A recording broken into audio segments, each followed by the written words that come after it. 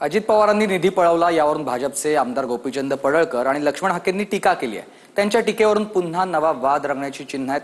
अजित पवारांना निधी वळवू देऊ नका अशी विनंती हाकेंनी फडणवीसांना केली आहे। मात्र कालच निधी वळवल्याचे सर्व आरोप फडणवीसांनी फेटाळून लावलेत। पाहूया। एखादं गोचिड एखाद्या जनावराला चिकटून बसतं तसं अर्थखात्याला गेल्या 20 वर्षापासून चिकटून बसलेले। अशा बावलटाला आमच्या भाषेमध्ये झाकण झुल्या असं म्हणतात। निधी वाटपावरून एकतर सत्ताधारी संभ्रमात आहेत किंवा मग सत्ताधारी संभ्रम वाढवत असल्याचं चित्र दिसते। धनगर समाजाच्या निधीची अजित पवारांकडून अडवणूक होत असल्याचं पत्र गोपीचंद पडळकर फडणवीसांना लिहिणार आहेत। मात्र असा कोणताही निधी वळवला नसल्याचं भाजपचे मंत्री गिरीश महाजन सांगतात।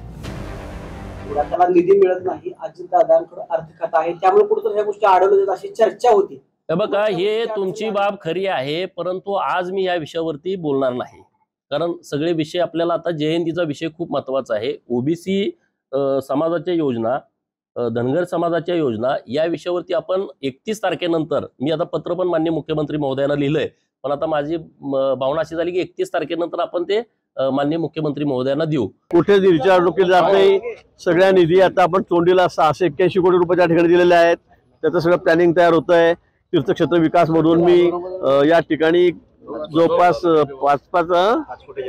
5 कोटी आपण म्हणजे अनेक ठिकाणी आपण या ठिकाणी निधी दिलेला आहे। ज्या ठिकाणी धनगर समाजाच्या आमच्या लोकांचं वास्तव्य जास्त आहे त्या ठिकाणी सुद्धा आपण त्यांना मोठं सभागृह बांधायला पैसे निधी पूर्ण दिलेले आहेत। कुठे असं नाहीये की त्यांचा निधी कमी केला जातोय। जेव्हा नव्या सरकारमध्ये अजित पवारांना पुन्हा अर्थ खातं दिलं गेलं तेव्हा प्रत्येक फाईल आणि निर्णय फडणवीसांच्या संमतीशिवाय होणार नसल्याचं नेत्यांकडून सांगण्यात आलं। मात्र आता तेच भाजपचे पडळकर निधी रोखल्याची तक्रार करतायत। दुसरीकडे विधानसभेत भाजपला समर्थन देणाऱ्या लक्ष्मण हाकेंनीही तोच आरोप केलाय।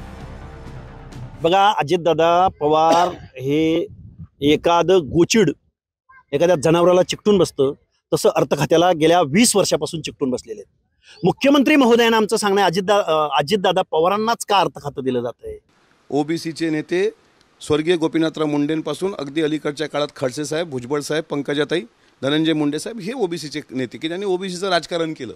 हे असा कोणीतरी बावळट येतो झाकण झुल्या आणि आपलंच तोंड पोळून घेतो। अजितदादा पवार, तुम्ही असला आमदार सिलेक्ट केलाय का विधान परिषदेवर वरिष्ठ सभागृहात? महाराष्ट्राच्या विधान परिषदेची काय परंपरा आहे? खरं तर अमोल मिटकरी हा अजितदादा पवारच्या घरातला झाडू पोछा करणारा, टॉयलेट साफ करणारा हा आमदार आहे। ह्याला आजपर्यंत बाजारू विचारवंत म्हणत होते, पैसे घ्यायची आणि व्याख्यानं द्यायची। देशी दारूचे ब्रँड अँबॅसेडर लक्ष्मण हाके फक्त आपली राजकीय पोळी भाजण्यासाठी लक्ष्मण हाके सारख्या ढेकणांनी काल अजितदादावरती टीका केली। याच्या पुढे जर अजितदादावर टीका केली तर लक्ष्मण हाके आपल्याला महाराष्ट्रामध्ये फिरणं मुश्किल होईल।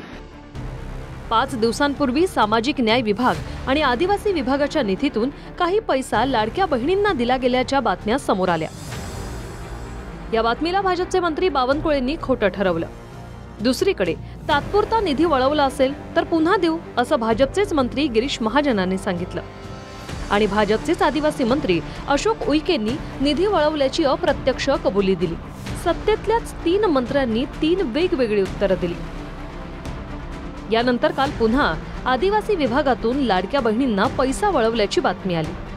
त्यावर भाजपचे मंत्री बावनकुळेंनी पुन्हा या बातमीला खोटं ठरवत आदिवासी विभागाच्या निधीला हातच लावता येत नसल्याचं सांगितलं। फडणवीसांनी सांगितलं की थेट लाभाच्या योजना नियमाप्रमाणे आदिवासी विभागातच दाखवावी लागते। फक्त ओबीसीचा निधी अडवला नाही, अजितदादा पवारांनी एससी आणि एसटीचे सुद्धा 746 कोटी रुपये इतरत्र वळवलेले आहेत। कायद्यानं बंधन असताना त्यांच्यावर अट्रॉसिटी सदृश्य कायदा त्यांना लागू शकतो। त्यामुळे अजितदादा पवार हा सामाजिक असंवेदनशील माणूस आहे। त्यामुळे देवेंद्र फडणवीस साहेब, आम्ही तुमच्याकडे बघून आम्ही तुम्हाला मतं दिले, तुम्हाला मुख्यमंत्री केलंय। अशा प्रकारचा जो काही आरोप आहे हा पूर्णपणे खोटा आहे, अतिशय चुकीचा आहे। अर्थसंकल्पाची पद्धती ज्यांना समजत नाही अशी मंडळीच असा आरोप करू शकतात।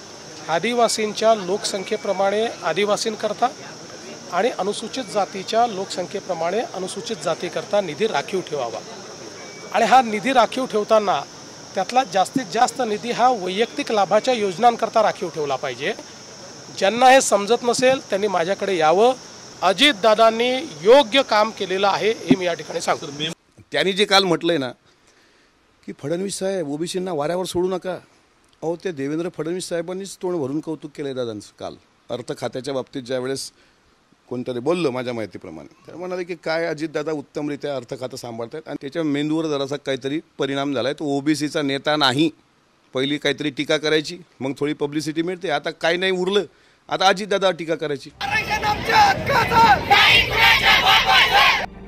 गेल्या विधानसभेच्या तोंडावर आरक्षणावरून मराठा आणि ओबीसी मोर्चे निघाले होते. त्यानंतर सत्ताधारी नेत्यांनीच आदिवासी विरुद्ध धनगर समाजाचे मोर्चे काढले. निवडणुकीनंतर हा वाद काहीसा शांत झाला.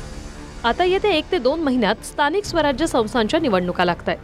त्या पार्श्वभूमीवर पुन्हा नव्या वादाची रंगीत तालीम सुरू झाल्याचं बोललं जात आहे.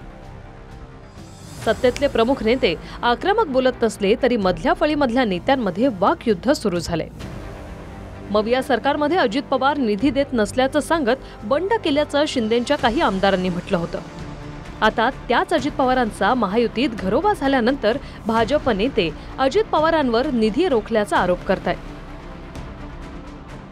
रवी लवेकर, TV9 मराठी, पंढरपूर, सोलापूर.